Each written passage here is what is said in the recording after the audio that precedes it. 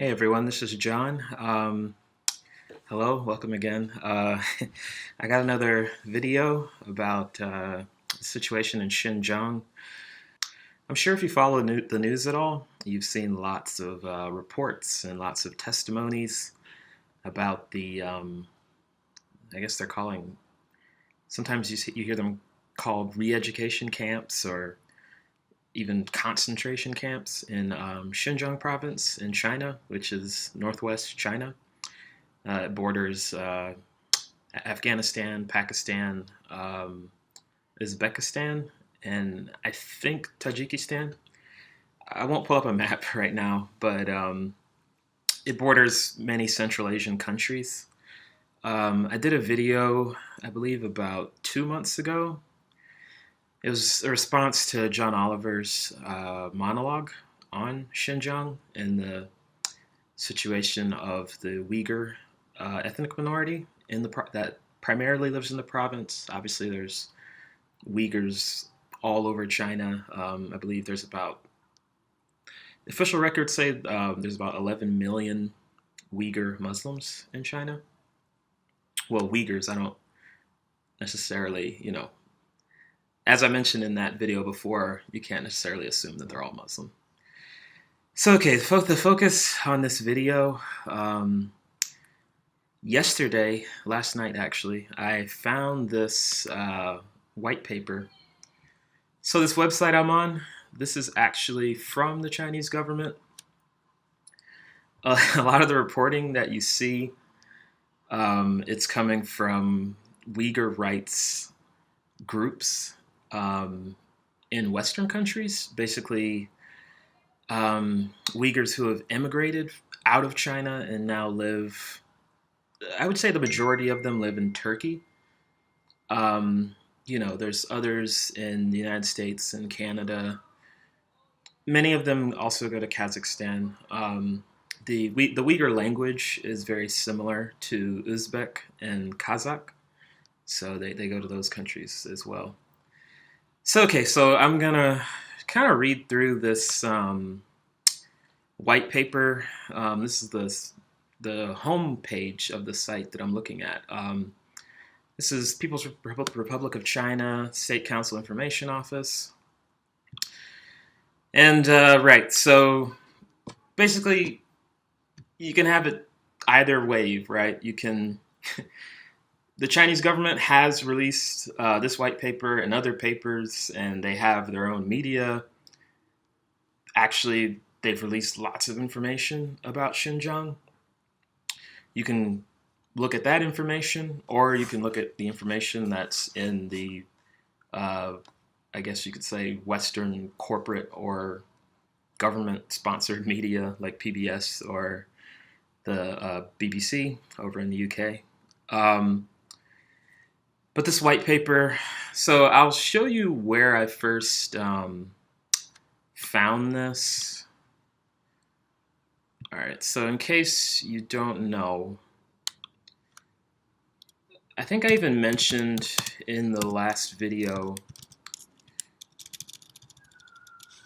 a lot of countries now, they have English language news.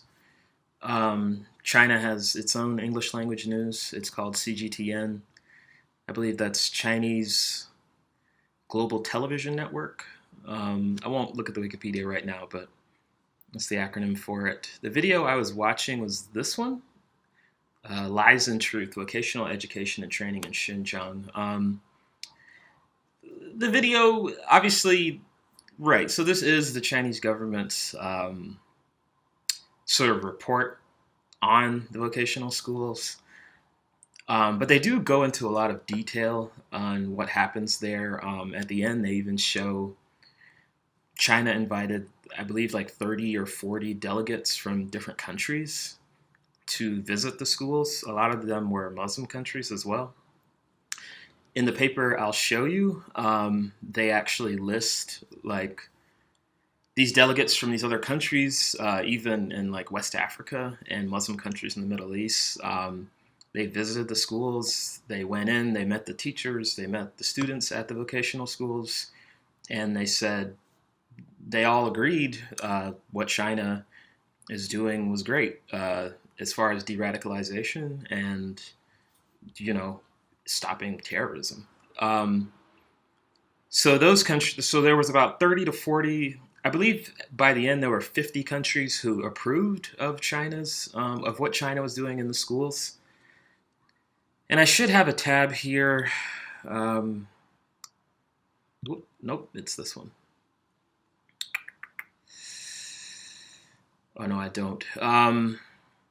I can actually.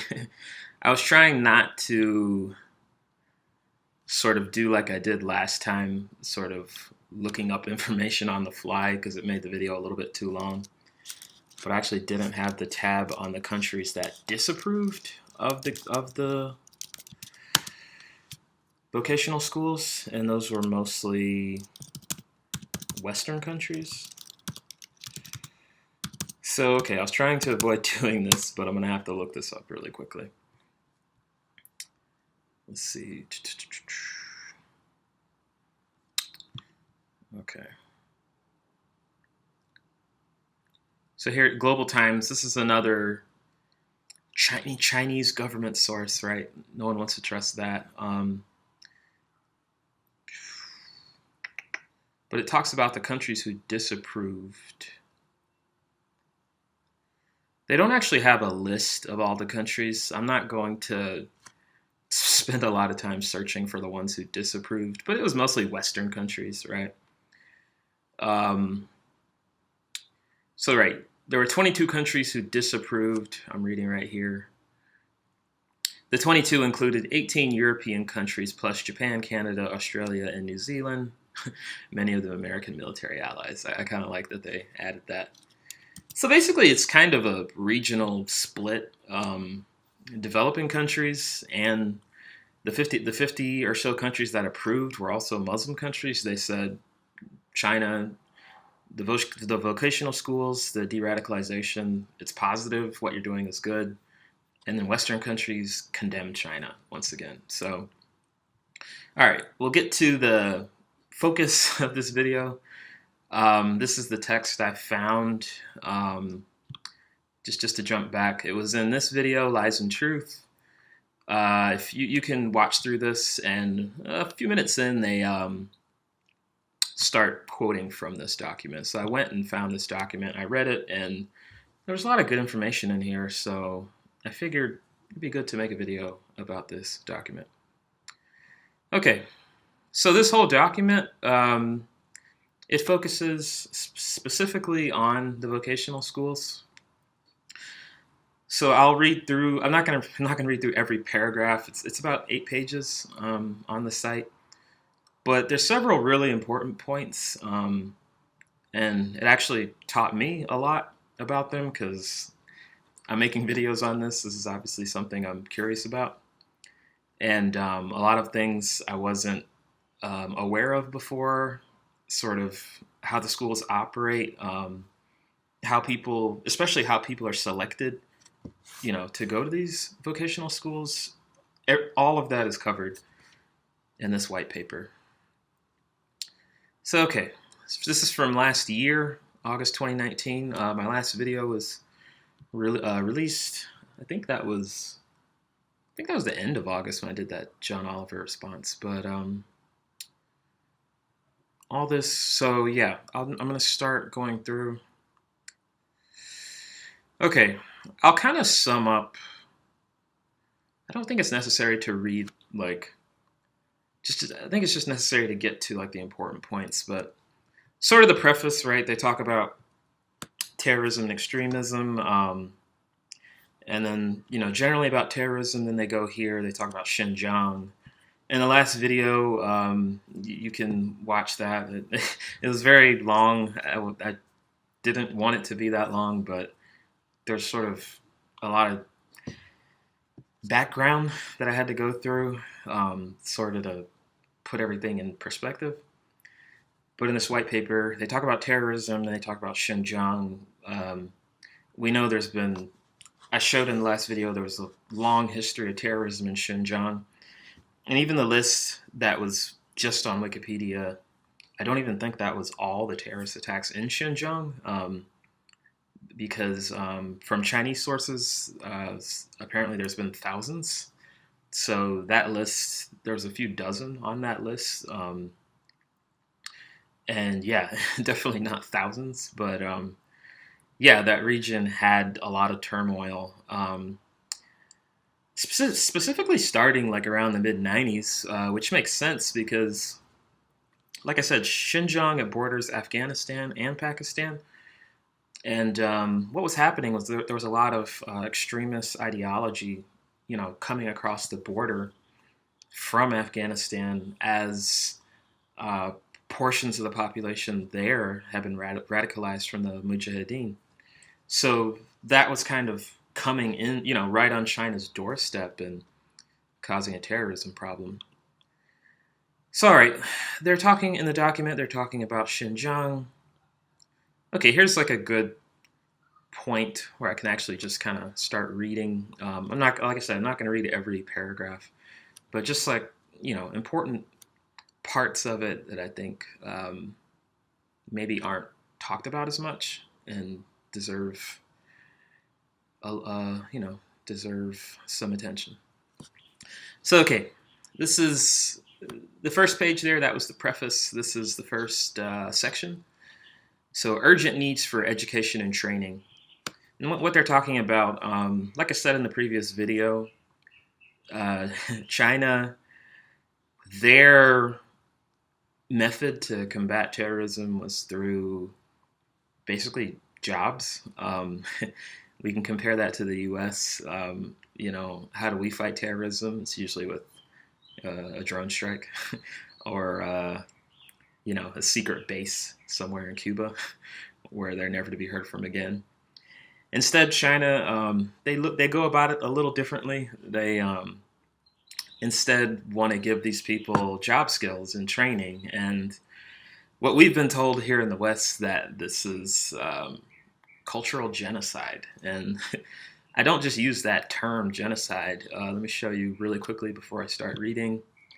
There's an entire page here on Wikipedia about Uyghur genocide. So you can take a look at this page, and then part of a series on genocide. And then, and they even go through other genocides in history. And this is kind of like a little aside, but it's interesting. On this page on genocide, they mention the Jungar genocide. Just as a little segue, I'm not going to go into that, but basically, so that was the 1750s. The Jungar, those were the original inhabitants of Xinjiang. And I believe it was the Qing dynasty at that point. They actually eliminated an entire ethnic group in Xinjiang, the Jungar. I believe their language was also called Jungar. And then various tribes in that area relocated. Like, I think the Mongols were on the scene at that point. So those were the original people of Xinjiang. So just kind of like a little interesting little tidbit there. Okay, so let's get to the document. They're going to talk about the vocational schools, and they're going to give you a lot of information. Okay, urgent needs for education and training. Terrorism and extremism have a long history in Xinjiang from the early 20th century. Okay, so right there, the early 20th century, what they're talking about. So you've probably seen, if you have looked into this issue, when they're talking about the early 20th century. Okay, so China is saying it's terrorism. But let me just... Right. So you've probably seen this symbol, okay? I didn't really go into a lot of detail in the last video about this whole idea of East Turkestan. But just really quickly, I would probably, since the 1920s, there has been a separatist movement in Xinjiang. And like I said in the last video, Xinjiang, that just means new frontier in Mandarin because it was relatively a new addition to the territory of the you know the nation of China. You know, whether you call it a nation or a kingdom, whatever. But Xinjiang, they called it New Frontier because it was the newest edition. And you can almost say because of that, and because Xinjiang had switched hands and had been part of different empires, the Mongols, the Qing dynasty, the Hui dynasty. There was hundreds of years ago. There was the Uyghur Khanate, or I believe that's what it was called, the Uyghur Sultanate. It was its own system. But there has been for years a separatist nationalist movement. And I mentioned in the last video the World Uyghur Congress on their website, they don't call Xinjiang Xinjiang, they call it East Turkestan. And when I said that in the last video, I said that was a political term. It is because the people who call it that, who say East Turkestan, they don't say Xinjiang. Um, that's like a separatist call. Like, so the Uyghur language, it's a Turkic language, right? Um, and the idea of calling it East Turkestan, it's saying, okay, like we want a Central Asian identity. We don't want to be part of China. And if you go to the World Uyghur Congress's website, I won't go to the website right now, but if you go there, you'll see this symbol. If you look up pictures of protests and demonstrations by Uyghur rights activists, they all use this symbol, right? The crescent moon and the star in this kind of like powder blue background. So, right, so that's sort of the whole idea behind that image. And, when you hear that word, East Turkestan, right, that's like a separatist statement. So, okay, I covered that. Okay, so we're back to the document. From the early 20th century, I'm reading right here. From the early 20th century to the late 1940s, separatists and religious extremist forces spreading pan-Turkism and pan-Islamism attempted to create a theocratic state they called East Turkestan in Xinjiang. And that's not incorrect. If you if you go and look at some of these CGTN videos and just read general history on Xinjiang, the region, there was sort of a resurgence of fundamentalism in that region. That's not an exaggeration. That's totally accurate. So far, what they're describing is true. Okay, so we're going to keep reading. In an attempt to split China, such forces advocated religious extremism and carried out a series of terrorist activities. So I went over a lot of those terrorist attacks in the last video. For years, religious extremism continued to make inroads into Xinjiang, resulting in incidents of terrorism. We all know that.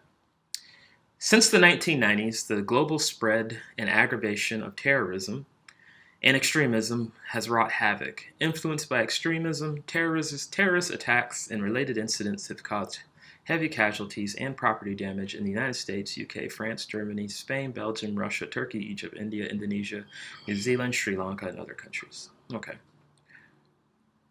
So they're going to talk specifically about Xinjiang. I'll read some more here. Between 1990, when they mention that specific date, one second. I believe they might be referring to this. Yes.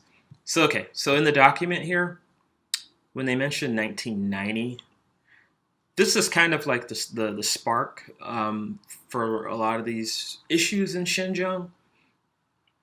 The Barron Township riot. Okay. Wikipedia, they're calling it a riot as if it was just sort of like a manifestation of grief, which you could almost say it was. But if you kind of just go and read what happened, they talk about who was behind the riot, right? And they mention the East Turkestan Islamic Party right here, and that is a terrorist organization. And I'm not saying that. The United States labels the East Turkestan Islamic Party as a terrorist organization. Okay, so, and they talk about this guy Zayden Yusuf. All right, so Zayden Yusuf led a protest with around 200 men. So who is he? He was the founder and leader of the party. So right, so a group that's labeled a terrorist organization by the United States. The guy who founded that group, you know, started this riot in 1990, right? And this group, the East Turkestan Islamic Party, they've actually claimed responsibility for a lot of the terrorism in Xinjiang. So as far as that date and what they're talking about, I think that's enough information. I'm not going to go through the details of what happened in the Barron Township riot. You can read through that if you're interested, but here it is. Okay, so we're going to go back to the document. Between 1990 and the end of 2016, separatists, religious extremists, and terrorists plotted and carried out several thousand acts of terrorism, such as bombings, assassinations, poisoning, arson, assaults, and riots in Xinjiang. Many innocent people were killed, and several hundred police officers died in the line of duty. All right.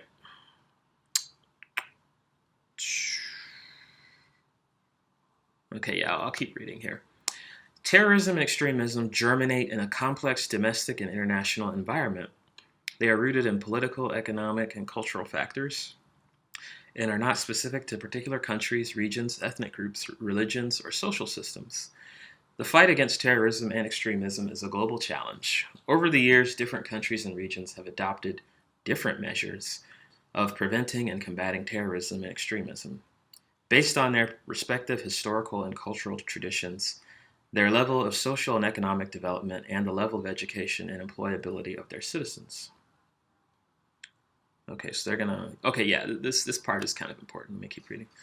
For some time, Xinjiang, especially Kashgar Prefecture, Hotan Prefecture, Aksu Prefecture, the Kizilsu Kyrgyz Autonomous Prefecture in the south, where religious extremism has had a long and widespread presence, suffered badly from frequent acts of terrorism. Large numbers of people were involved, and even more were affected. The scale of the problem posed a serious challenge to China's efforts in fighting terrorism and extremism. Okay, here they're going to talk about, I guess, yeah, like how terrorism came into the area. This part is important too. Exploiting people's religious beliefs, extremist forces spread religious extremism through Xinjiang's large religious population.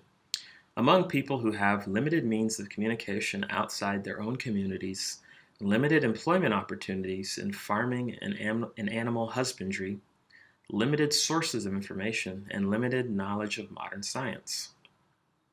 Deliberately distorting religious doctrines and canons, religious extremists have bound extremism to religion, to religious believers, and to society as a whole, and incited people to overthrow secular governments and established theocratic states. They deny the concepts and achievements of modern secular civilization, inciting followers to engage in a holy war and die for their beliefs in order to enter heaven, and injuring and killing those they describe as pagans and renegades. Normal religious activities in Xinjiang have been seriously disrupted, and upstanding religious individuals have been ostracized, persecuted, or killed. Okay, so that statement right there, in case you didn't know, I'm doing it again. I meant to have all my tabs ready to go, but I did not have this specific one. So when they talk about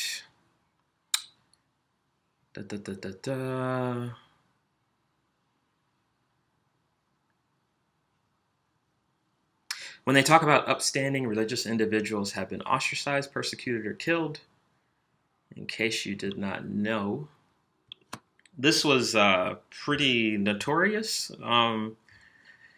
The radical Islamic elements in Xinjiang, they actually assassinated by stabbing. They actually assassinated this imam at a mosque. It was like there's actually a video of this. It's really horrific. This imam, he was like coming out of the mosque and he was going to his car, and these two men, just kind of walk up behind him and they have knives and they just stab him and the guy the imam was with. They just like start stabbing them both, and this particular imam, he actually died. So yeah, most of the victims of Islamic extremism are regular, you know, ordinary Muslims. Like, we have a fear of it here in the West where Islam isn't as prominent, but the people who are concerned with it and suffer from it the most are Muslims. So I don't know, like when you kind of see these reports and it's like, I'll probably get more into it later, but particularly on Xinjiang, you see these reports and it's like they never really talk about. So when you see reports in Western media about the situation, they never really talk about the history of terrorism in Xinjiang. They just try to make it seem like China is persecuting anyone for being a Muslim, right? But as you can see here, these radicals in the past, this was 2014, they had no problem with killing, you know, people of their faith, of their own faith. So, right. So we'll go back to the document. Okay. I think I can kind of skip around a little bit.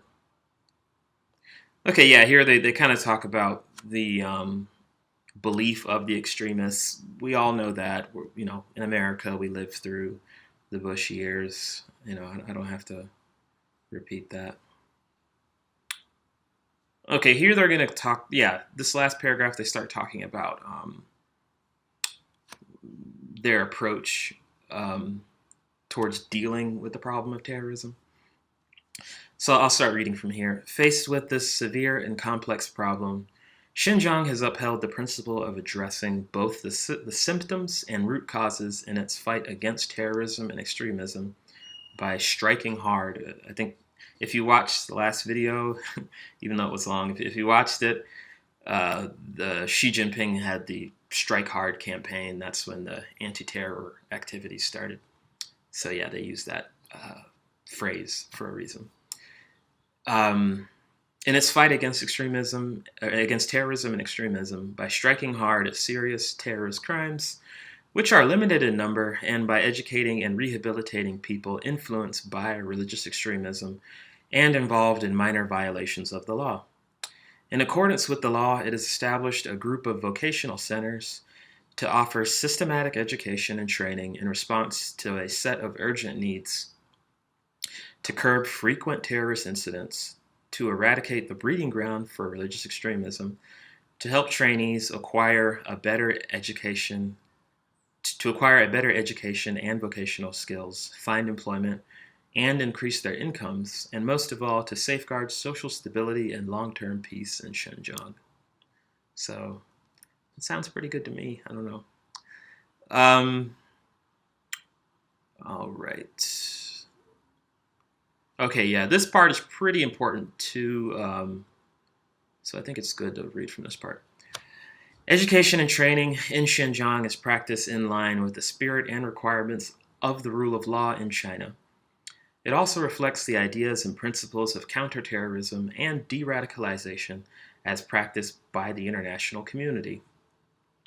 So let me show you something.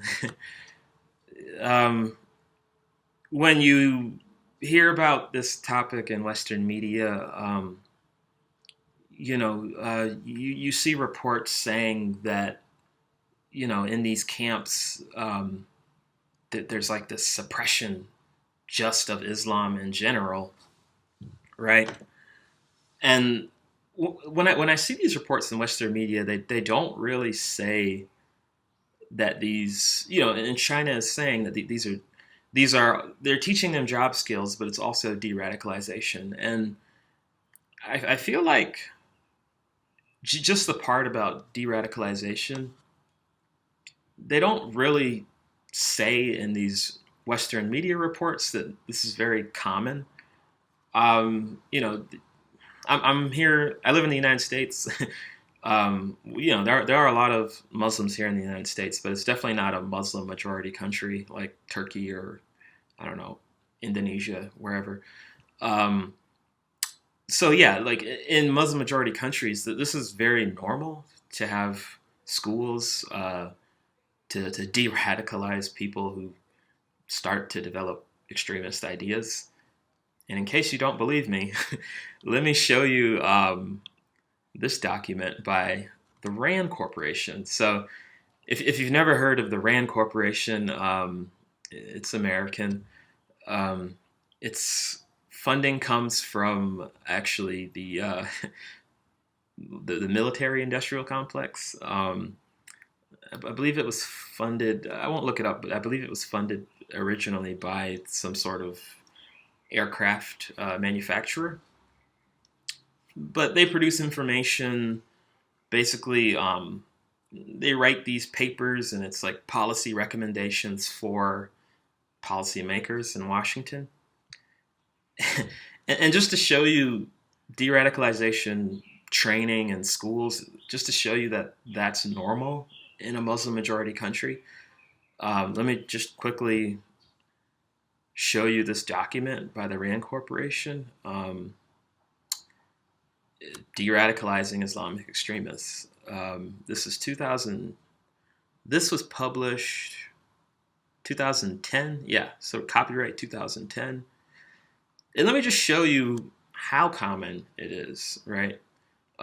This idea of de-radicalization. I'm not going to read. This is like a long paper. Yeah, it's like 200 pages. Obviously, we don't have time to read through that. But they have in the contents, in the list, they have a list of countries that have de-radicalization programs. So this was 10 years ago. The claim is that the vocational schools started in 2017. And so 10 years ago, let me show you. There's this list of many countries, and some may surprise you, that had de-radicalization programs. Okay, so you can go read this document, De-Radicalizing Islamist Extremists from the RAND Corporation. I think it's on their website. You can check this out if you want to check it out. But they talk about different programs in different countries in the Middle East. Let me make this big. Can I? Okay. So, right. This is all about de-radicalization. Okay, Chapter 2, Survey of De-Radicalization Programs.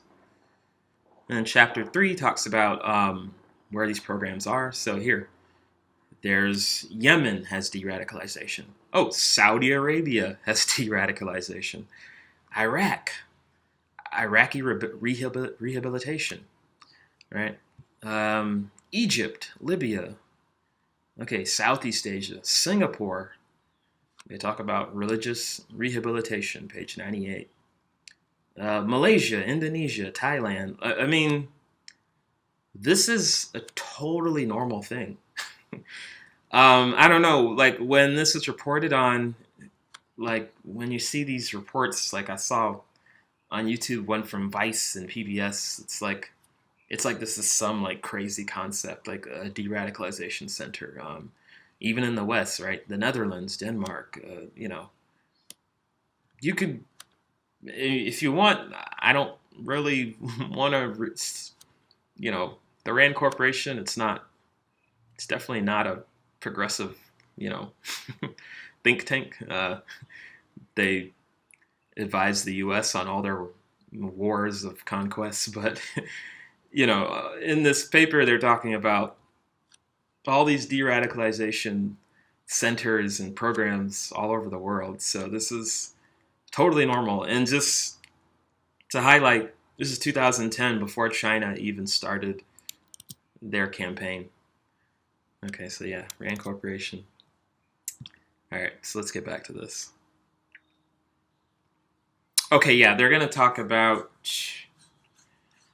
um, the vocational schools and the different administrations of government in China that organize them. So I'll keep reading.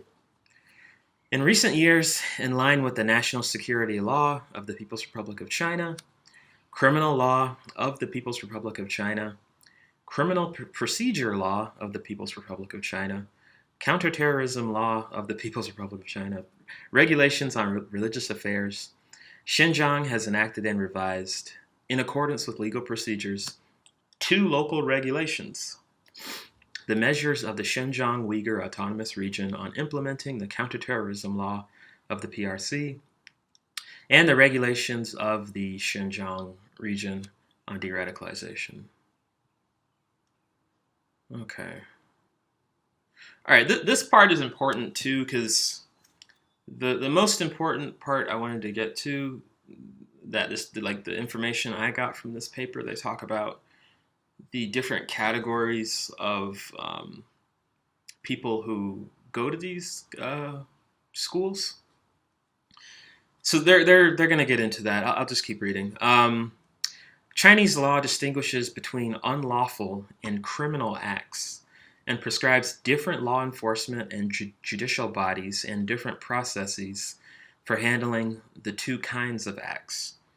Depending on the specific circumstances, some offenders or criminals are subjected to punishment by administrative organs, including public security organs, in accordance with the law. So I believe they're talking about like a prison sentence.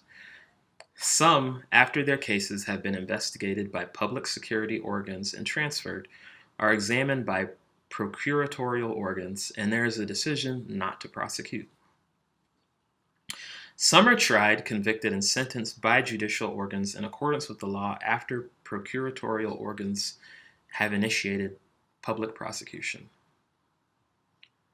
All right, I'll keep going. Specifically, in cases of unlawful and criminal acts of terrorism and extremism, not all offenders or criminals should be prosecuted by procuratorial organs and convicted and sentenced by judicial organs. Depending on the circumstances of the offense and the willingness of the parties to acknowledge their guilt, some cases can be handled by public security and other administrative organs, and in others, the procuratorial organs can decide not to pursue the case. These different approaches and procedures reflect the principle of balancing compassion and severity in the national criminal law and the idea of reforming offenders through education and rehabilitation. In order to implement the principle of addressing both the symptoms and the root causes, state laws and local regulations have stipulated measures intended to help people involved in terrorist and extremist activities to find employment and reintegrate into society through education. Okay, so they kind of said a bit there. Right, so we're hearing about what the Western media calls re-education camps. Obviously they're calling them vocational schools. Okay, in some reports I saw on CGTN, these places say you were, a resident in Xinjiang, and maybe you had like some connections to some extremist people. Yeah, they might be like, hey, we think you've been radicalized or you have some radical literature. You need to go to this vocational school. In this paper, I guess the implication is that a lot of the people who have gone to these vocational schools, something in their record has come up, like some sort of extremist association. Now it even says like they may not have committed a crime, but they may have had some kind of association. And let's just compare it, right? Like in the United States, I believe it was the Patriot Act, and then I think they like revised parts of the Patriot Act and the NDAA. If the U.S. government thinks you have any association with a terrorist group, they can just arrest you forever. Like they can even kill you. We know about the famous, I don't know, in case, I'm sure everyone's heard of this, but in case you forgot, maybe, there was that famous imam or Islamic scholar, this guy, Anwar al-Awlaki, born in the United States, U.S. citizen. Uh, Ethnically, he was Yemeni, but they just, took him out in a drone strike. And I think they also killed his son, who was like a teenager, like a week later. So that definitely wasn't an accident.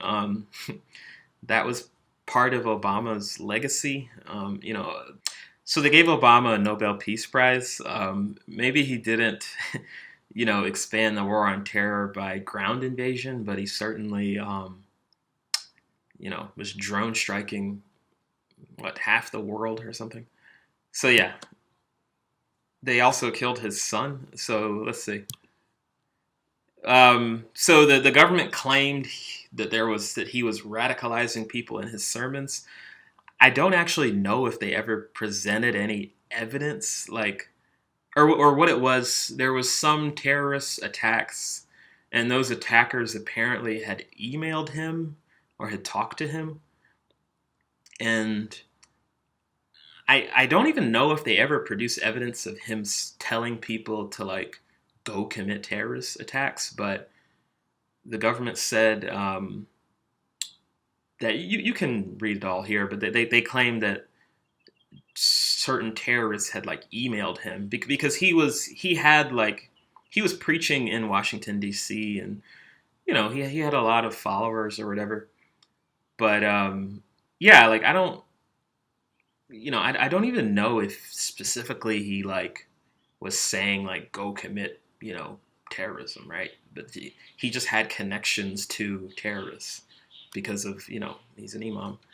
So it's really shaky. It's really loose. But so yeah, they killed him on September 30th, and then 2 weeks later they killed his son in Yemen. It's really disgusting, and it just kind of shows you like this is how the U.S. deals with terrorism. Like the U.S. certainly isn't trying to give anyone, and we're talking about his son, right? He was how old? 16. Yeah, 16 years old. His son was just just associated with him because that was his dad, and as a precaution, right? You can totally criticize it if you want. Like maybe the vocational schools, maybe it is an overreach. I don't. China hasn't really said how many people have gone to these schools in general. I'm not going to trust that million figure that's coming from Adrian Zenz. He's like a crazy right-wing evangelical Christian, and the way he derived that number is totally bogus.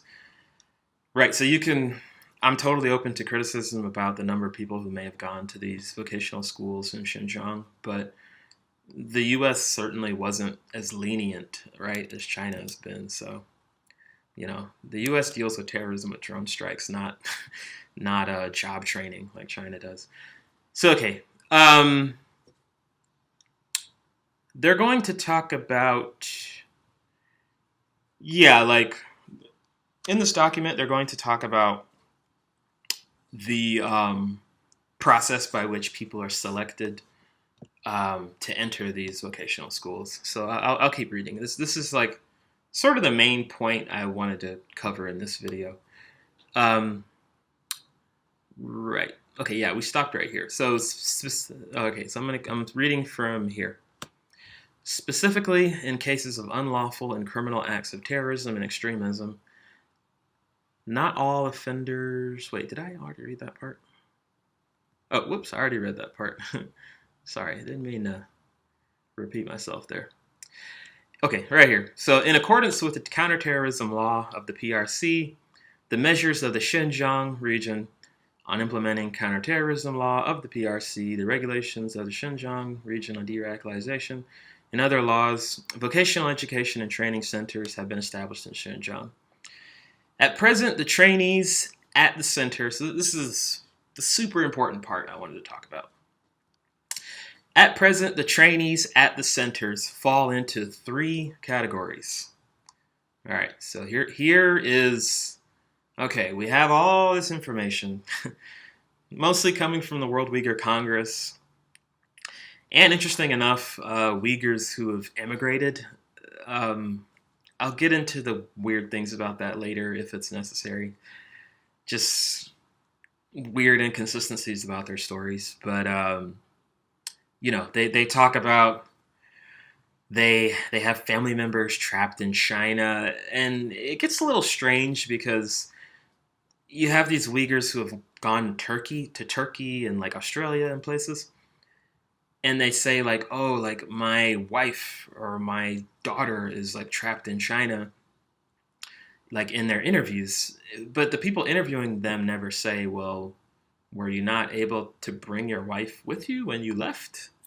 And okay, you left China, but are you not able to go back? Like, I don't know, like, am I being like insensitive? I don't know. I just think of these things like, why did they leave their family there behind and just like go to Turkey? There's just like a lot of questions I have that these journalists, like Vice and PBS and CNN, they don't really investigate.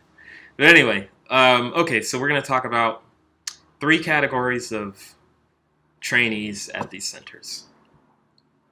And it goes into all the detail that I wanted to know.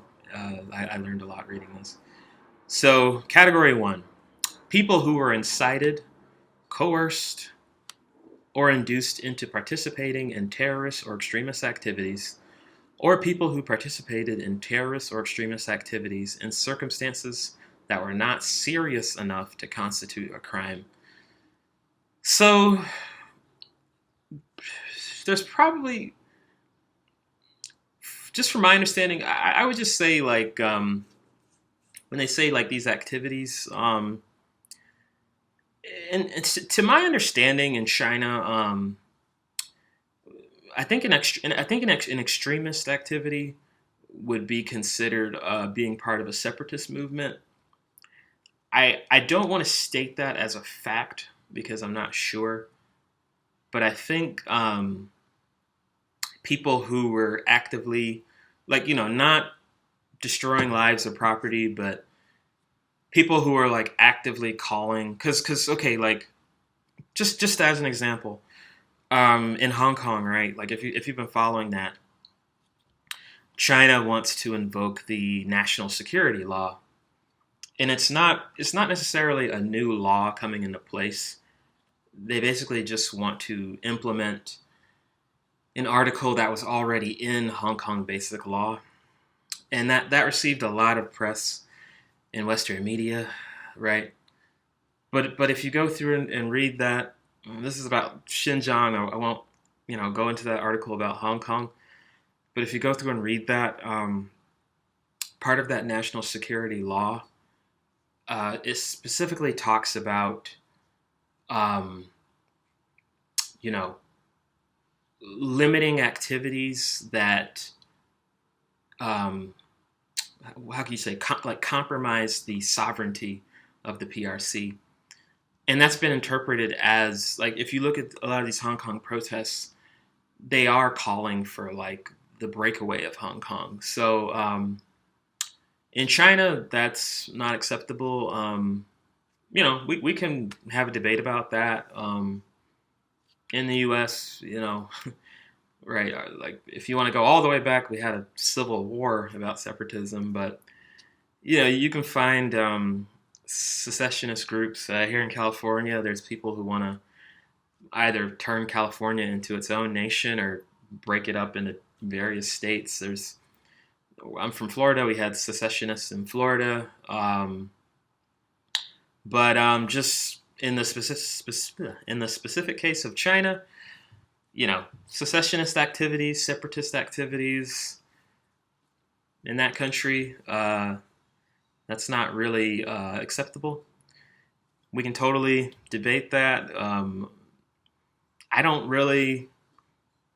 It's like, as far as like my opinion, I think just from like a Chinese perspective, the reason why they're so against it is because if you look at Chinese history, there's been a lot of attempts to fracture China, like Hong Kong, right? The British took Hong Kong, the Japanese took Manchuria. I think just like from the Chinese experience, they really, really dislike any sort of attempt to fracture their country. Like they sort of see that as, especially, you have groups like the World Uyghur Congress, like I mentioned before, funded by the National Endowment for Democracy, which is the U.S. government. China's had like a very terrible history of foreign powers trying to fracture, trying to break off little pieces of China. Like I mentioned, Hong Kong and Macau, right? The Portuguese had Macau for some time. So I think just I don't want to like in America, like we have little secessionist groups. In Hawaii they have Hawaiian separatists, but I think just in the case of China, because it was colonized, I think that's why they're a little bit less lenient with separatism. So, all right, so the point of mentioning that, my guess is that people may not have been involved. Some of the people who have gone to these centers, they may not have been involved in like violent attacks, but they may have been involved in the separatist movement. I'm going to guess if you were involved in that, that would kind of like they would kind of start monitoring you.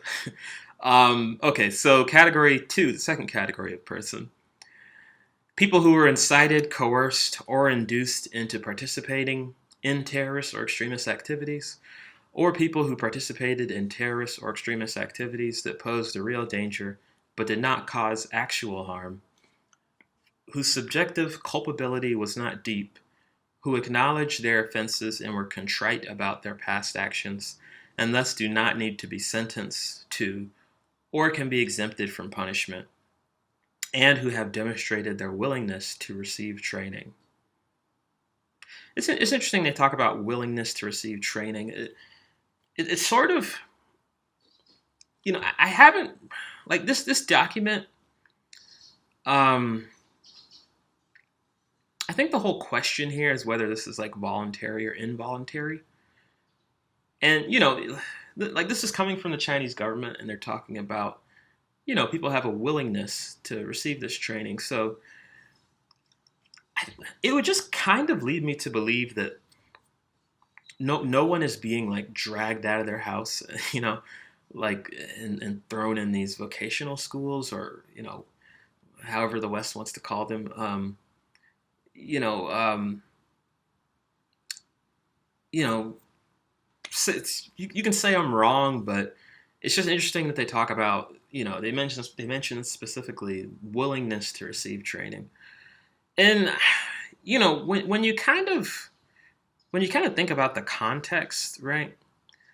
Um, this region that had both separatists and terrorist activity, right? So okay, like I may need to back up here a little bit. If you look, if you look at some of these CGTN videos, I'm not gonna go, open them up right now, but I learned a lot of things. They interview a lot of Uyghurs in Xinjiang who went to these vocational schools. And one thing I had never really heard, they talk about, like these Uyghurs say, like, there were these fundamentalists, imams in Xinjiang, and we went to the mosque, and they were telling us, like, don't send your kid to school, like, don't have any associations with Han Chinese. If you have a business, don't serve Han Chinese. Don't speak Mandarin, right? All these various things, and when the document talks about willingness to receive training, I feel like just if you kind of think about, well, I've kind of looked at some of these documentaries, like, I don't have all the information available to me, but when I think about what I saw and like what Uyghurs themselves in Xinjiang were saying about how the situation was when this extremist influence was there, like 10 years ago, um, there was basically in certain parts of the community there was this idea, um, basically that like the Han Chinese and the Chinese government that they were like antithetical to Islam and like true Islamic teaching, and that you needed to completely separate yourself from that, right? So just when they say willingness to receive training here, I believe they're talking about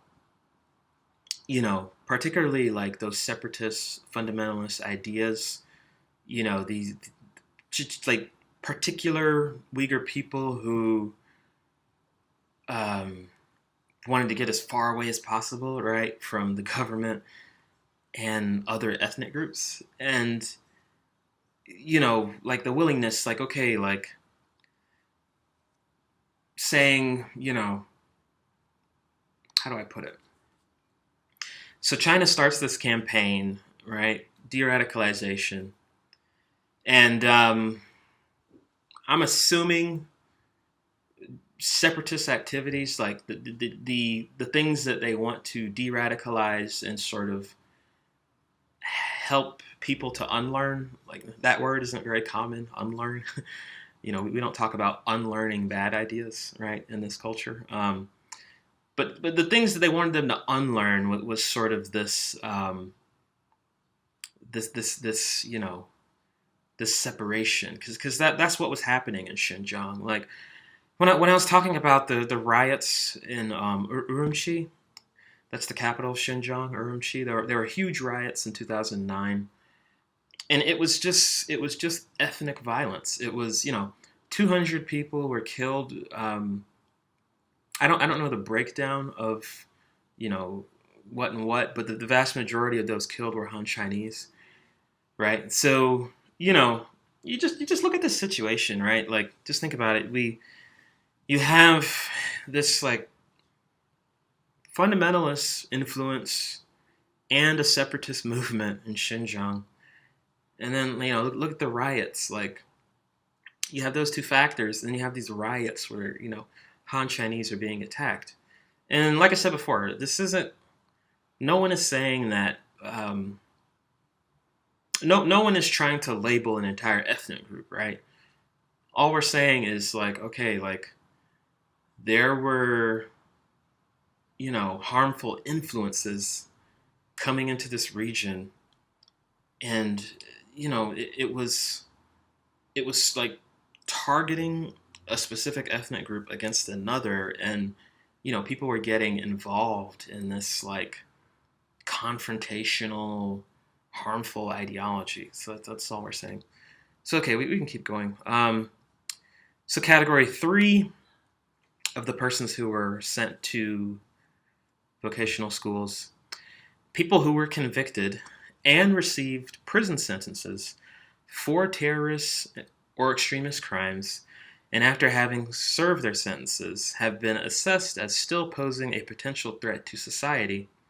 So we're talking about, like serious crimes here, right? And who have been ordered by people's courts in accordance with the law to receive education at the centers. In accordance with Articles 29 and 30 of the Counterterrorism Law, people in the first and third categories will be given assistance and education or receive job-related education at the centers. With regard to people in the second category, a small number of them should be punished severely, while the majority should be rehabilitated in accordance with the policy of balancing compassion and severity. Confession, repentance, and willingness to receive training are preconditions for leniency, and these people will receive education to help reform their ways after they have been exempted from prosecution in accordance with the law.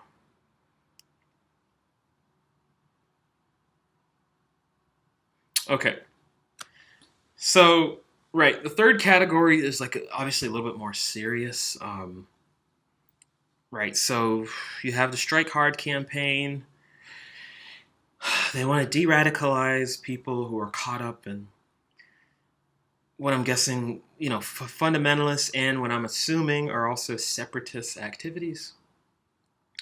And, they're saying a portion of these people have committed crimes. So these might have been people, who either were involved in some terrorist attack, or maybe they were found to be like actively planning a future attack, or maybe they had crossed the border and had met, because it borders Afghanistan, Pakistan. Maybe they had met with radicals over there. So we're talking about people, the third category, right? So we're talking about people who have committed a crime, but I would say this seems, I'm almost surprised at the we're taught that we're taught the Western media is saying they're just calling this a genocide at this point, right? Like I showed you that Wikipedia article.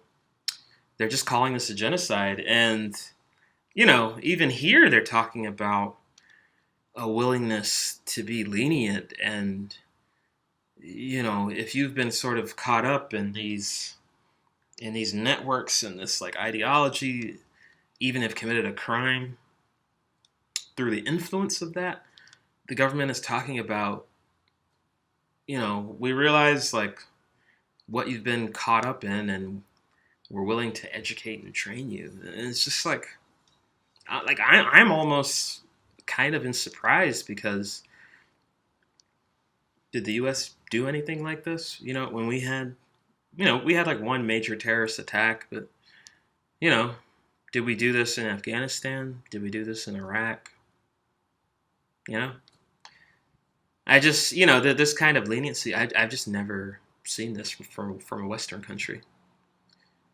All right, so continuing with the document.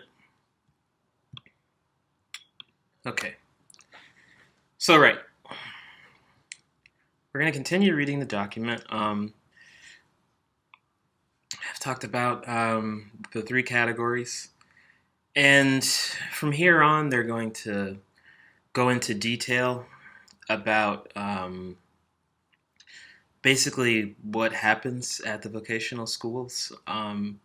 They go into pretty significant amount of detail. I'll just keep reading here.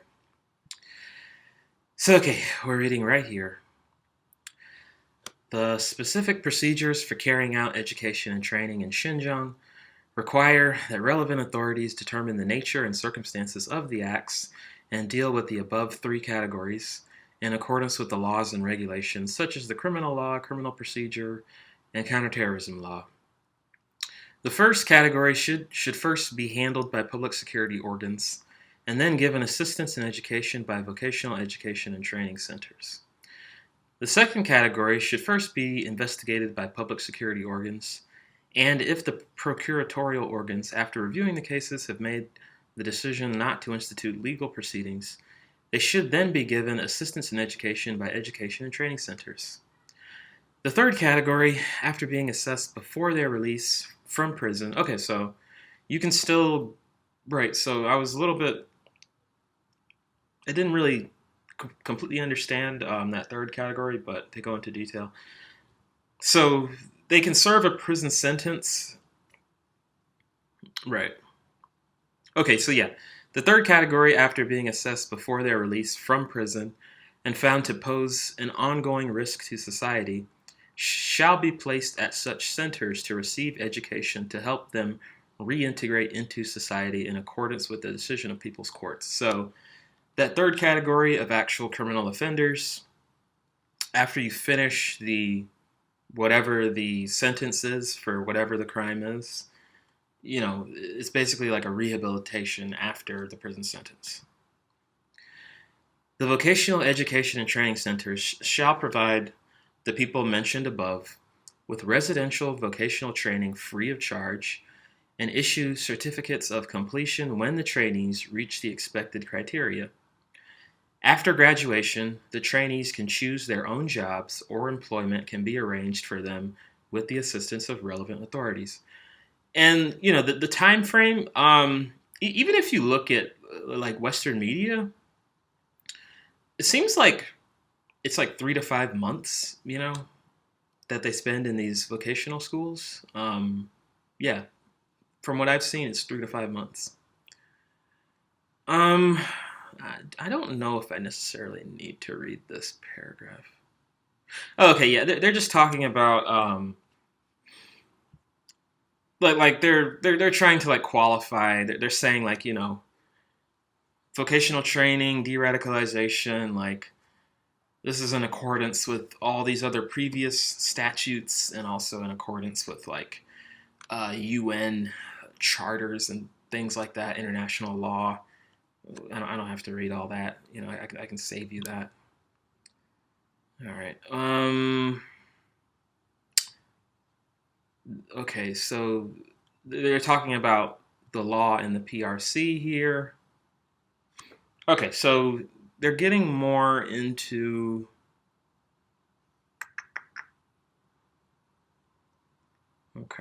Okay, yeah. So here's a little bit. This part is a little bit more pertinent to the vocational schools themselves. So we should read this part.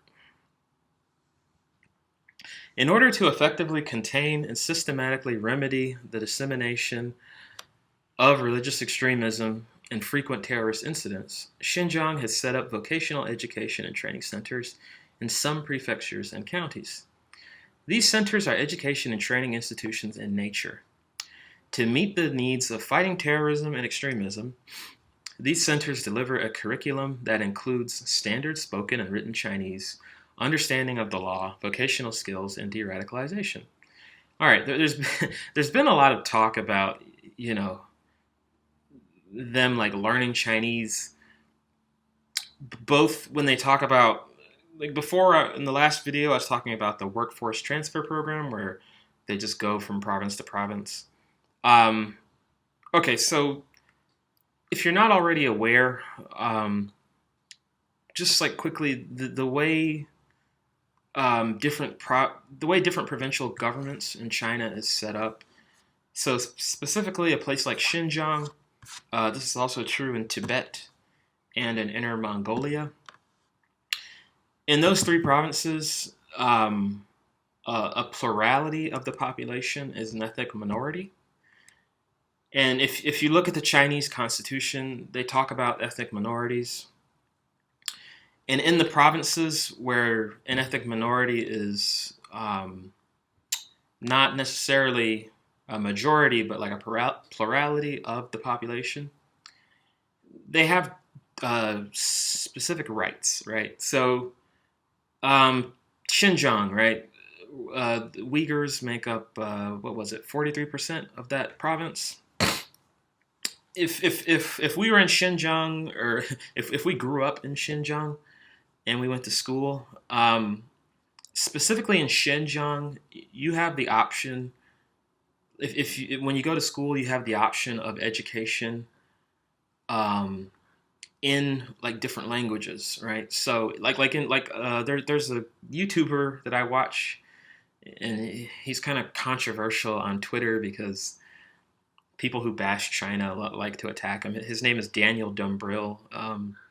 You can look up as Dumbrill, Dumbrill. He's from Canada. He lives in southern China. He owns a bar there.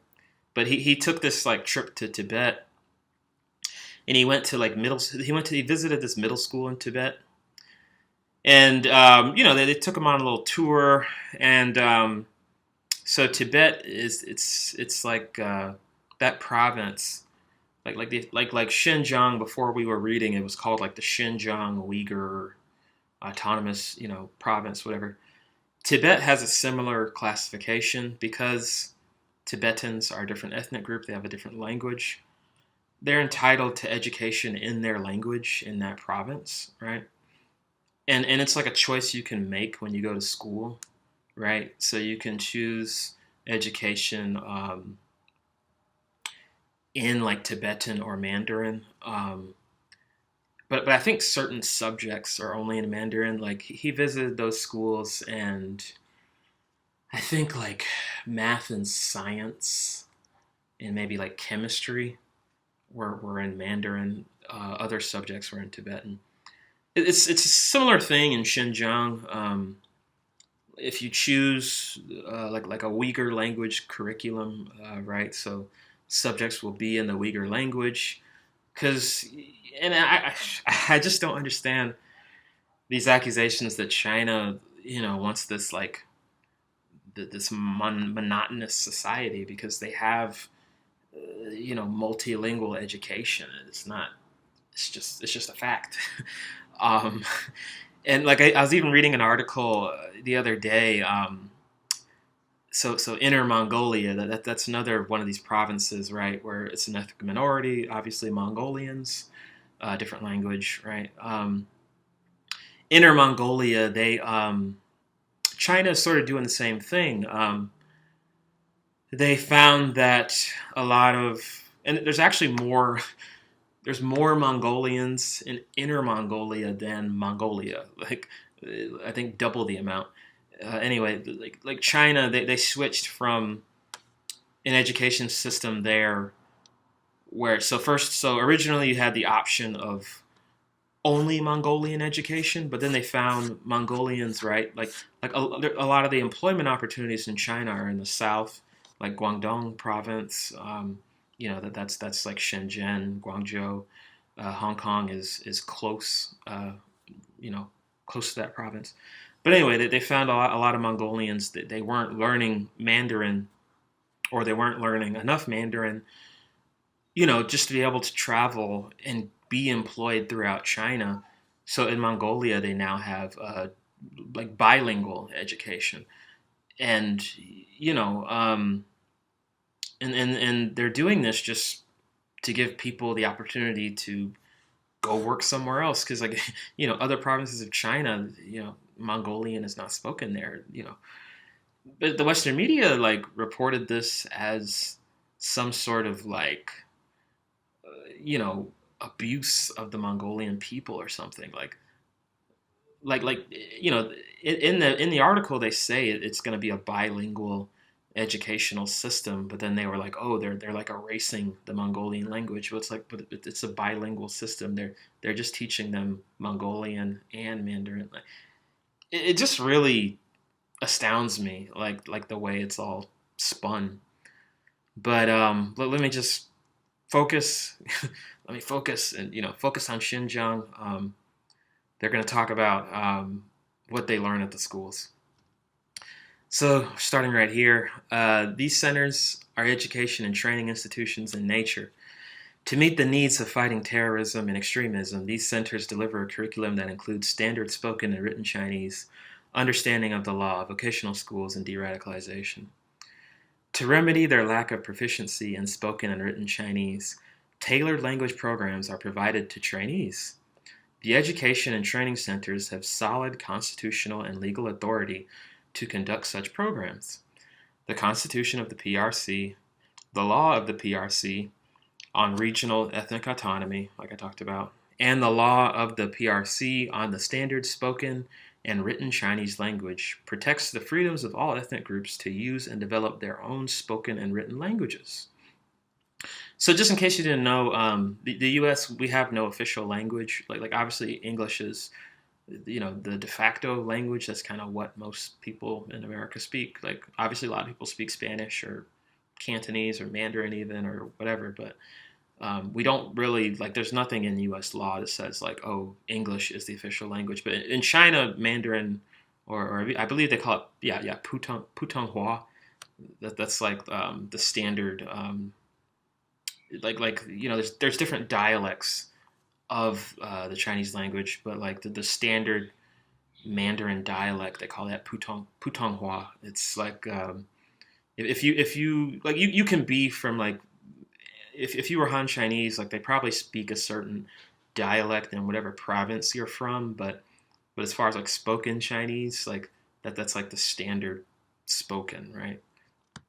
Okay, so at the same time, the Constitution and law of the PRC on the standard spoken and written Chinese language specified that the state promotes the nationwide use of Putonghua, that all citizens have the right to learn and use the standard spoken and written Chinese language, and that the state provides citizens with the conditions to enable them to do so. So they're talking about, uh, you're entitled to be educated in the official language of China.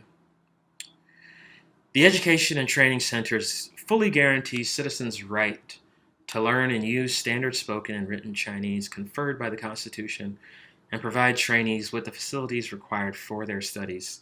They employ qualified teachers using textbooks compiled especially for the trainees, teaching in a way as in regular schools in order to rapidly improve their ability in the use of standard spoken and written Chinese. So they keep talking about teaching them Putonghua or like standard Mandarin because like part of what's going on, like just to get into a little more specifics, part of what's going on, like a lot of these employment opportunities they're talking about, they're not necessarily in Xinjiang, right? They want to give people skills in the official language so that they can travel to different parts of China and just be available and qualified and open to more job opportunities. Like, I just don't see how this is like, the Western media, I read different reports that they were being forced to learn Mandarin, but it's like, actually under Chinese law, they're entitled to education in Mandarin. And, it, you know, if you are an ethnic minority in China, I don't really see what would be the detriment of learning Mandarin. Like it would just increase your ability to travel within your own country and to find, more and new employment. I just don't see how any of this is a negative. Um, Improving the trainees' command of standard spoken and written Chinese helps them to learn about science and technology. Now, yeah, I think, like I mentioned earlier, I think in a lot of schools in China, like scientific disciplines, that education is just in Mandarin. Acquire vocational skills, seek work in other locations, communicate with other ethnic groups, right? And adapt better to life in modern society, subject to the condition that their right to use their own ethnic spoken and written languages is respected. So right here they're even talking about like they're basically saying, in these schools we're teaching them the official language of the country, but there also has to be, they're entitled to education in their own language, like because just the schools themselves, the purpose of the schools themselves is just to provide more opportunity by providing them with the standard language skills and job skills, but that doesn't diminish, the entitlements they already had in their province to their native language. Like it's just, I just think this is great. I don't know, maybe, someone can say it's terrible, but it seems good to me. There is no intention to deprive or limit the trainees' right to use and develop their own ethnic languages. Okay. Okay, here they're talking about the law, like they teach them the law of the PRC in the schools. We don't have to go. We don't have to go through that. Excuse me.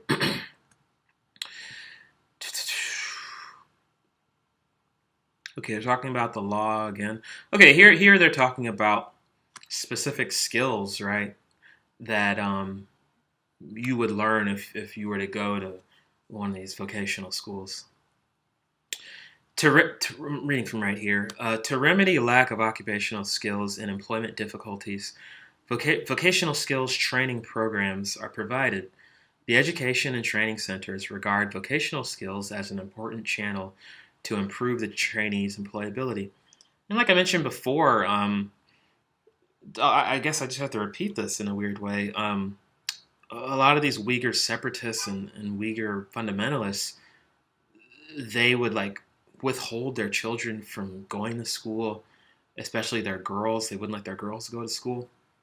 There actually was a huge problem in Xinjiang of people not really having any formal education. So just part of normalizing things in that region, like making it safe first, and then like um, having like a normal economy and like a normal system where people have jobs and they're involved in regular activity. It was like making sure they're educated like that. You can look this up. You can look at this like that. That was like a huge thing. There was a lot of people not going to school. They were like caught up in these fundamentalist, ideologies, and they were like just not doing any schooling. Anyway, um, the education and training centers regard vocational skills as an important channel to improve the trainees' employability. Based on local demand and employment opportunities, the courses they present include garment making, food processing, assembly of electronic products, typesetting and printing, hairdressing and beauty services, e-commerce, auto maintenance and repair, interior design and decoration, livestock breeding, permaculture, therapeutic massage, household services, handicrafts, flower arrangement, rug weaving, painting, and the performing arts such as music and dance. Really quick, I believe that relates to hair, right? Hmm. Oh, fruit. Okay, permaculture, cultivation of fruit. Yeah, Xinjiang, they grow a lot of grapes there, actually. Um, Eligible trainees who are willing to learn and more, are offered training in more than one skill to ensure they are employable in the jobs market upon completing their study at the centers. The education and training centers combine course learning with practical training to improve the trainees' operational skills. Practical training is conducted in classes rather than through employment in factories or enterprises or obligatory labor.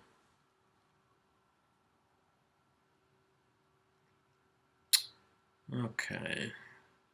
I don't know if I need to read this next part.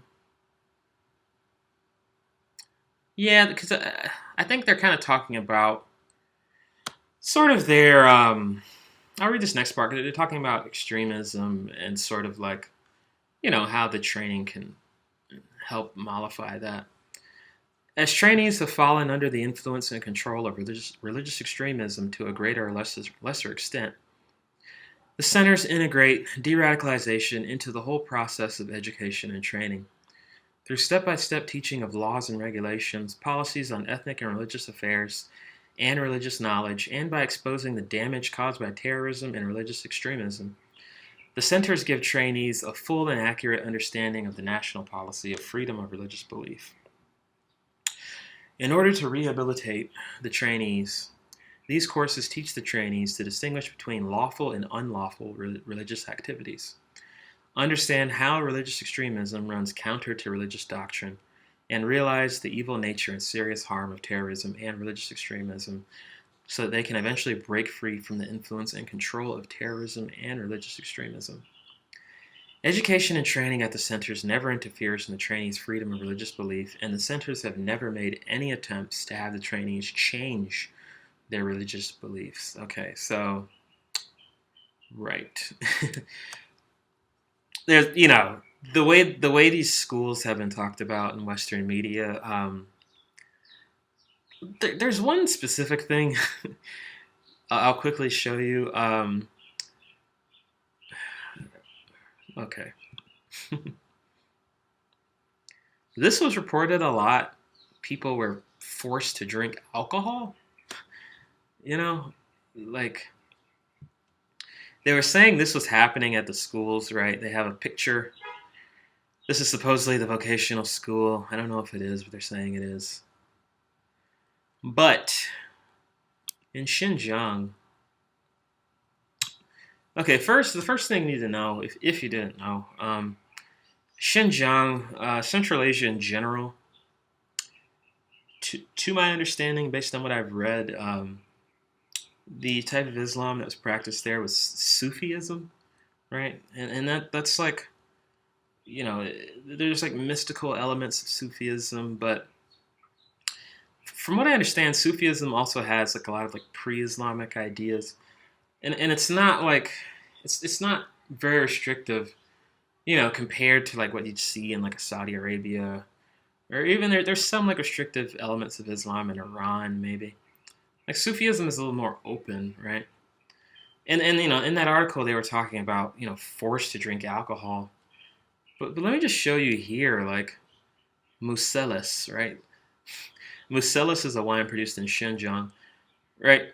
So like in the province of Xinjiang, they're talking about, oh, like they're forced to drink alcohol.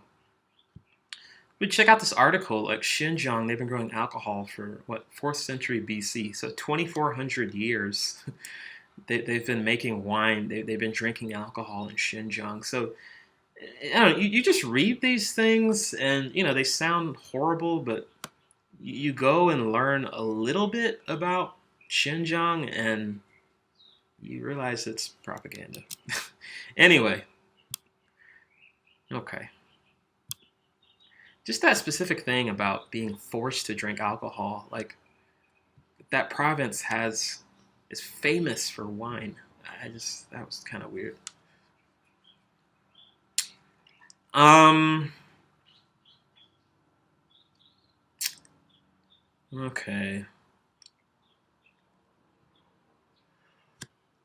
Excuse me.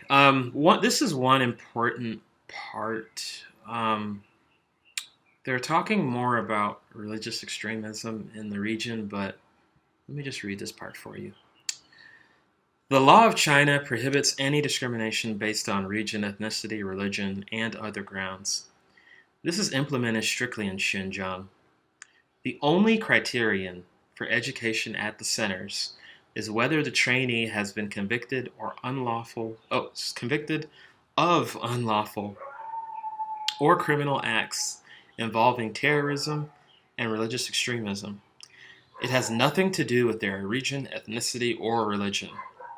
And yeah, that is definitely true, because if you have watched that long video I posted before, I sort of showed how many Uyghurs there were in Xinjiang, and then I showed how many Muslims there were in China. And Uyghurs, if we were to assume every Uyghur is Muslim, Uyghurs only make up about 1/10 of the Muslims in China.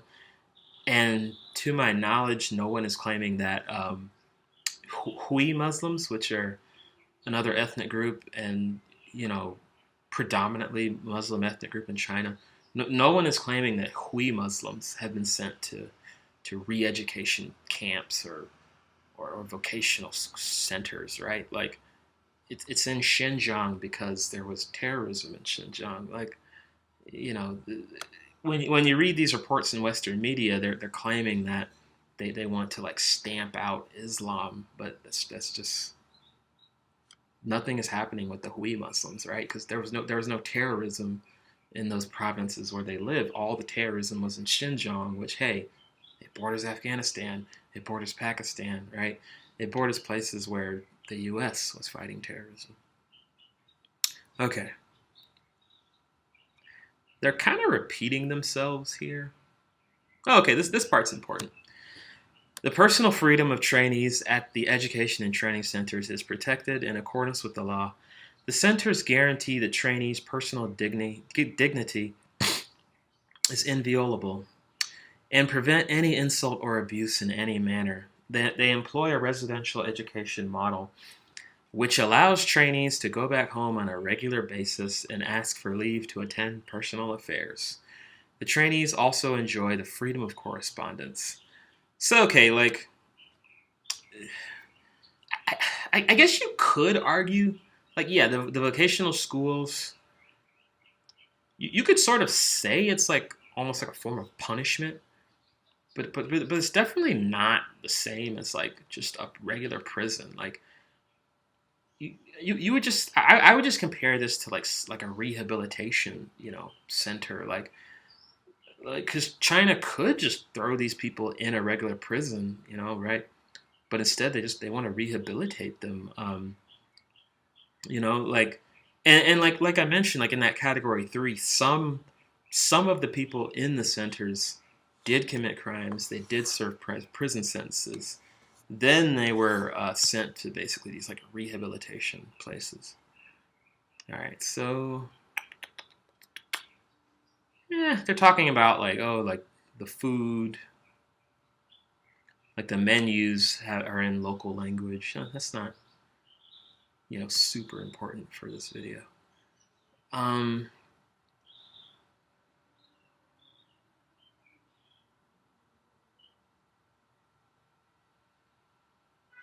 okay, this is kind of important.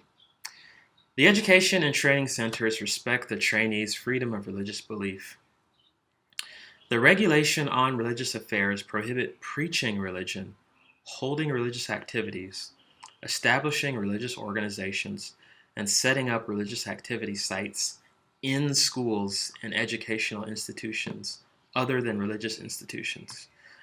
The centers practice separation of education and religion and management, which means trainees should not organize or take part in religious activities there, but they can decide on their own whether to do so on a legal basis when they get home. So I mean, yeah, that makes sense, right? Like part of these schools, this is de-radicalization. So if these people were involved in like fundamentalism, extremism, radicalism of a religious, type, right? Like the whole purpose of a de-radicalization center is like you want them to get away from those beliefs, right? And I showed you the Rand Corporation. Like that kind of makes sense. Like we're not, what the government is saying here. We're not trying to change their like we're not saying you can't be Muslim or you can't follow the Islamic faith. We're just trying to de-radicalize them. Like so yeah. So the religious activities, right? Like the purpose of this place is de-radicalization. So yeah, the trainees, if that's what they've been accused of, and if they're guilty of that, like that's the assumption, then we want to limit. You don't want them spreading. If that's true, if the people there have been caught up in that, you don't want them spreading that at the school. So like in context, right? You can kind of understand why they would say that. The education and training centers employ bilingual teachers, instructors, doctors, and logistics and managerial staff to ensure that the trainees can study and lead a normal life. They have well-equipped facilities, central heating in winter, air conditioners and electric fans in summer, TVs in the dormitory and bathrooms. They also have free 24-hour medical facilities available to trainees capable of treating minor ailments. In the case of major and acute illnesses, trainees will be sent to hospital. Okay. The Education and Training Centers fully respect the spiritual and cultural needs of trainees. A wealth of regular recreational activities are held at their indoor and outdoor sports and cultural venues. They have reading rooms for trainees to read and study, legal counseling rooms to address their problems and difficulties concerning legal affairs, and mental counseling rooms to provide relevant services and care for their mental health. All trainees are included in public pension and medical insurance schemes and are entitled to free health examination. This part's important. This is this last paragraph on this page. In order to relieve them of family worries, the authorities at all levels of Xinjiang treat trainees' families on an equal footing in terms of preferential policies in social security, education, medical service, and poverty elimination, and help their families and relatives to address problems in work, daily life, employment, education, and medical services, thus allowing them to focus more attention on their education and training. So what they're saying, right, like if you, right, like, they're saying, so if you're sent here, you were found to have some sort of association or been involved in like religious extremism, and if you go to these centers, right, like there won't be any undue stress, right, on your family that's like left behind just in their daily life. Like the government's saying, like they will, cause say you were working, but you also, I guess, were involved in like ETIM or some separatist, you know, religious extremist group. I don't know, but and they do say, hey, like you're involved in this thing. We're kind of worried about you. You need to go to this rehabilitation place, or they encourage you to go there. Because it hasn't really been established voluntary and involuntary, but they encourage you to go here. There won't be any stress on your family, like as far as like what income you're making or whatever. Like your family, they're saying your family will be taken care of. All right, so now we're on section 5 of the document. Remarkable results in education and training. Education and training in Xinjiang has succeeded to an enormous extent in eliminating the soil and conditions in which terrorism and religious extremism breed, rehabilitating those who have committed unlawful or criminal acts and protected basic civil rights. The number of people participating in education and training at the centers is not fixed. Some are coming in while others are going out. However, as education and training has played its role, most trainees have reached the required standards and graduated. The comprehensive quality of trainees has improved. Their understanding of the rule of law has risen, and there is a general recognition the citizens must abide by the Constitution and other laws of the country. The ability of the trainees to speak and write in standard Chinese has improved. Many trainees begin the course unable to use the national common language, but by the time they have completed their studies at the centers, they are able to understand, communicate, read, and write in Chinese. Through vocational skills training and study, most of them have mastered practical skills and their employability has increased. Many of the trainees who have completed their studies in education and training centers have gone on to find employment in factories or enterprises. Some have started their own businesses, and some have continued their studies in secondary and higher vocational schools in order to improve their prospects further. Religious extremism has been effectively eliminated. So 2019, August 2019, they're writing, that's the period they're talking about. Religious extremism has been effectively eliminated. Through education, the vast majority of trainees can recognize the nature and harm of terrorism and religious extremism and free themselves from the control these phenomena exert over their minds. Okay, so they're talking about the positives. I don't think I have to like go into every positive thing. Okay, here's sort of important. They talk about tourism here. This is kind of interesting note. The overall situation in society continues to be stable. No terrorist incidents have occurred in Xinjiang for nearly 3 years since the education and training started. So, right, 2019 is when this came out, so since 2016. As the infiltration of religious extremism has been curbed, public order and security have returned to society where equality, solidarity, and harmony among ethnic groups and religions have prevailed. And people are enjoying peace and stability. And here they talk about, there's more tourism in Xinjiang because it's safer, which makes sense, right?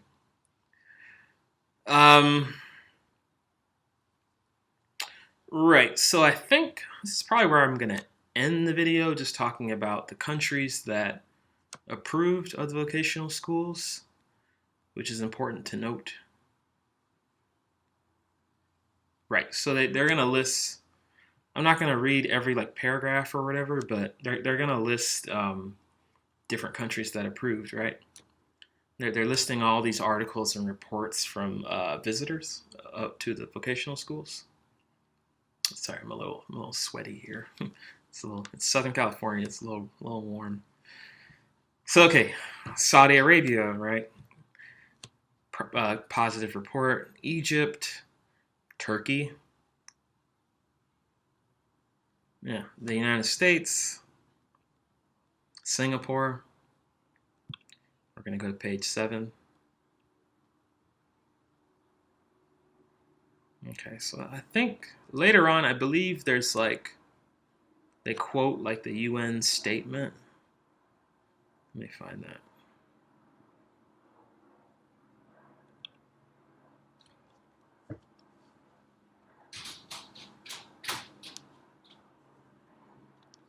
I believe they quote that like UN, or they don't actually. They do not. Okay, so I thought I thought that was in here. Let me. Okay, so I have that here. I was prepared. This is from this year. This was at the UN Human Rights Council. I'm grabbing this from the website China's permanent mission to the UN office at Geneva. I'm not going to read this statement, but this was delivered by Belarus. Belarus is in the news now. I've read a little bit about Belarus, but I won't get into what's going on there. But here's a list of countries who delivered their support to the vocational schools, and this is where I'm going to end it, just reading this list of countries that support China and specifically what they're doing in Xinjiang, trying to fight terrorism. I showed you in the last video this terrible, violent history of terrorism from 1990 to 2017. So here's the countries that support China. Bahrain, Belarus, Burundi, Cambodia, Cameroon, Central African Republic. China obviously supported it too. Comoros, Congo, Cuba, North Korea, Djibouti, Egypt, Equatorial Guinea, Eritrea, Guinea, Guinea-Bissau, Iran, Iraq, Laos, Lesotho, Mozambique, Myanmar, Nepal, Nicaragua, Niger, Oman, Pakistan, the state of Palestine. Well, hopefully they can be a state one day, huh? Papua New Guinea, Philippines, Russia, Saudi Arabia, Serbia, Solomon Islands, South Sudan, Sri Lanka, Sudan, Suriname, Syria, Togo, United Arab Emirates, Venezuela, Yemen, Zambia, Zimbabwe. And I think what you'll notice in that list is there's a lot of Muslim countries in there. So, we can take these reports in the Western media, but in this list of countries, some of these countries, I'm not sure if they're Muslim majority or not, but a lot of them definitely are, and they support what China's doing. So yeah, thanks for watching this video. It did end up being a bit long, a little under 2 hours, but I just wanted to read that report, give people more info.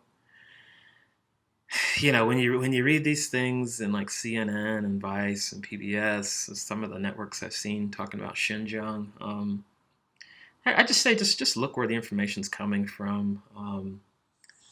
If you see it's coming from the World Uyghur Congress or from there's like the Uyghur American Association or Human Rights Watch or Amnesty International, just kind of like have like a critical eye.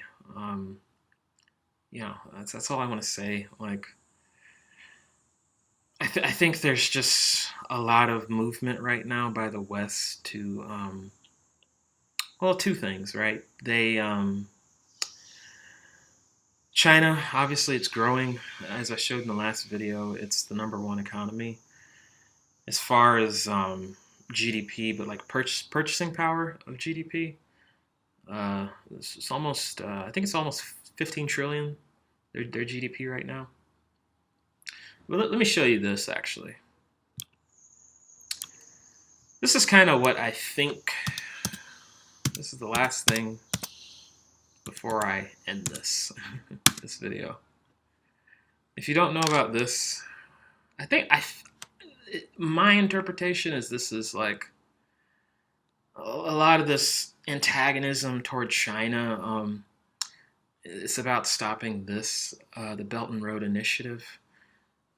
Basically, China wants to connect East Asia to Central Asia, and they want to do that through like a system of highways and trains and also waterways and canals. Like it's a massive project. They're basically getting various countries to sit down at the table and to sort of work out how they're going to do all this development. I think, yeah, so they call it like the 21st century Silk Road or like the new Silk Road, but it's sort of just to connect China and Central Asia, and I think even the Belt and Road it's going to connect into Africa, but this is going to be like massive as far as like this will really change the world if this happens.